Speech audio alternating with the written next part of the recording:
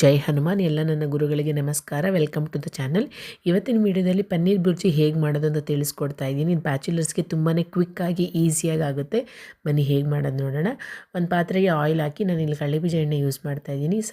ಸಾಸಿವೆ ಸಿಡಿದ್ಮೇಲೆ ಎರಡು ಈರುಳ್ಳಿನ ಆ್ಯಡ್ ಮಾಡ್ತಾ ಇದ್ದೀನಿ. ಇಲ್ಲಿ ನಾನು 200 ಗ್ರಾಮ್ ಆಗೋಷ್ಟು ಪನ್ನೀರನ್ನ ತೊಗೊಂಡಿದ್ದೀನಿ. ಎರಡು ಈರುಳ್ಳಿ ಮತ್ತು ಟೊಮೆಟೊ ಜಾಸ್ತಿ ಹಾಕ್ಕೊಂಡ್ರೆ ತುಂಬ ರುಚಿ ಚೆನ್ನಾಗಿರುತ್ತೆ. ಈರುಳ್ಳಿ ನೀಟಾಗಿ ಬೆಂದಾದಮೇಲೆ ಇದಕ್ಕೆ ಟೊಮೆಟೊನ ಆ್ಯಡ್ ಮಾಡಿಕೊಂಡು ಸ್ವಲ್ಪ ಉಪ್ಪು, ರುಚಿಗೆ ತಕ್ಕಷ್ಟು ಉಪ್ಪು ಮತ್ತು 1/4 ಸ್ಪೂನಷ್ಟು ಅರಿಶಿನ ಪುಡಿನ ಹಾಕ್ಕೊಂಡು ಟೊಮೆಟೊ ನೀಟಾಗಿ ಬೇಯಿಸ್ಕೊಳ್ಳಿ ಮೆತ್ತಗಾಗೋವರೆಗೂ.